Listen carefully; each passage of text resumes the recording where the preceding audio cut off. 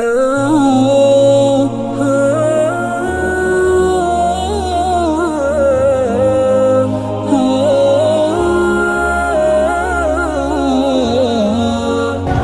lagi di channel kami, Jejak Bertuang.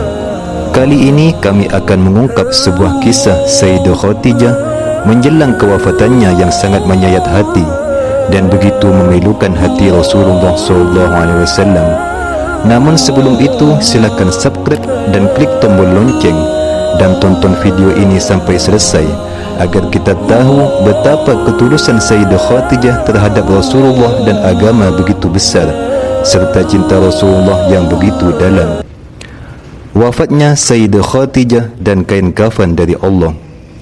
Sayyidah Khadijah binti Khuwailid merupakan istri pertama Nabi Muhammad SAW. Beliau juga merupakan wanita pertama yang mengimani dan merasakan jiwa kenabian pada diri suaminya dan penopang segala lara di dalam setiap langkah dakwahnya. Nabi Muhammad SAW memuji sosok kekasihnya Sayyidah Khadijah melebihi istri beliau yang lain. Beliau bersabda, "Demi Allah, Allah tidak memberiku wanita pengganti yang lebih baik daripadanya. Dia beriman kepadaku tatkala orang-orang mengingkariku. Dia mempercayaiku ketika orang-orang mendustakanku. Dia membantuku dengan hartanya saat orang-orang tidak mau membantuku. Dialah ibu dari anak-anak yang Allah anugerahkan kepadaku, tidak dari istri-istri yang lain." Dikutip dari kitab Al-Bushra fi Manaqib Sayyidah Khadijah Al-Kubra karya Sayyid Muhammad Al-Maliki, dikisahkan bahawa Khadijah meninggal pada tanggal 11 Ramadan di usia 65 tahun dalam dekapan Rasulullah SAW.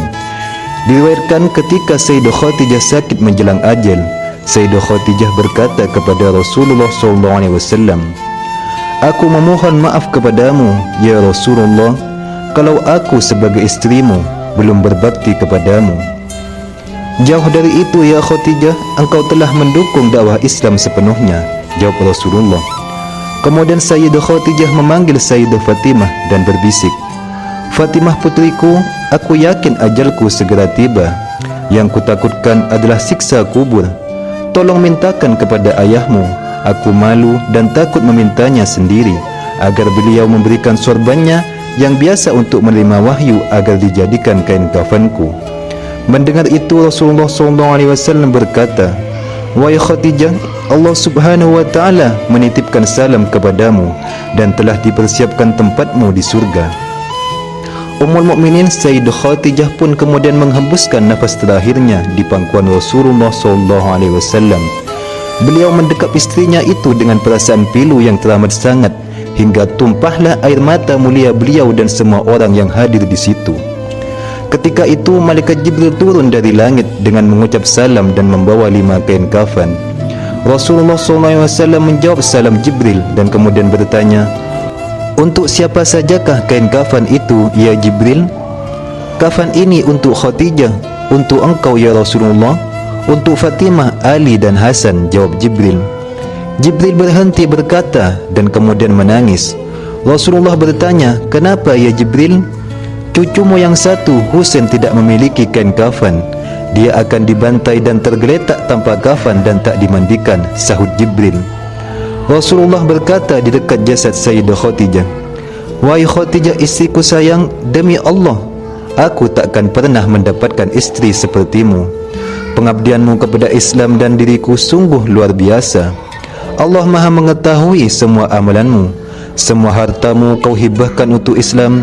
Kaum muslimin pun ikut menikmatinya.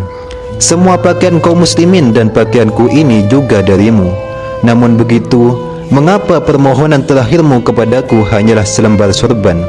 Terseduh Rasulullah mengenang istrinya semasa hidup. Seluruh kekayaan Sayyidah Khadijah diserahkan kepada Rasulullah untuk perjuangan agama Islam. 2/3 kekayaan kota Mekah adalah milik Sayyidah Khadijah. Tetapi ketika Khadijah hendak menjelang wafat, tidak ada kain kafan yang bisa digunakan untuk menutupi jasadnya. Bahkan pakaian yang digunakan Sayyidah Khadijah ketika itu adalah pakaian yang sudah sangat kumuh dengan 83 tambalan, di antaranya dengan kulit kayu. Rasulullah kemudian berdoa kepada Allah Subhanahu wa Ta'ala, Ya Allah, ya ilahi Rabbi, limpahkanlah rahmatmu kepada Khadijahku yang selalu membantuku dalam menegakkan Islam, mempercayaiku pada saat orang lain menentangku, menyenangkanku pada saat orang lain menyusahkanku, menenteramkanku pada saat orang lain membuatku gelisah. Oh Khadijah, kau meninggalkanku sendirian dalam perjuanganku. Siapa lagi yang akan membantuku? Tiba-tiba Sayyidina Ali berkata, "Aku ya Rasulullah." Marilah sejenak kita merenung betapa indahnya mahligai cinta Rasulullah dan Sayyidah Khadijah. Keduanya saling mendukung dalam segala situasi, susah senang bersama, bahkan wafat dalam dekapan suami utusan Allah paling mulia. Demikianlah kisah wafatnya Sayyidah Khadijah di bulan Ramadan, wanita mulia yang telah ditetapkan langsung oleh Allah sebagai hamba penghuni surga.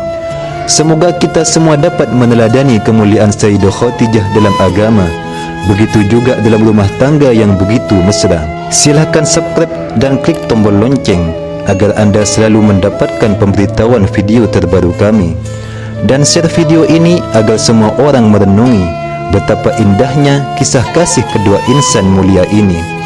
Berikan komentar anda baik berupa nasihat, kritik maupun saran agar kami selalu sadar bahawa kami masih sangat jauh dari kesempurnaan.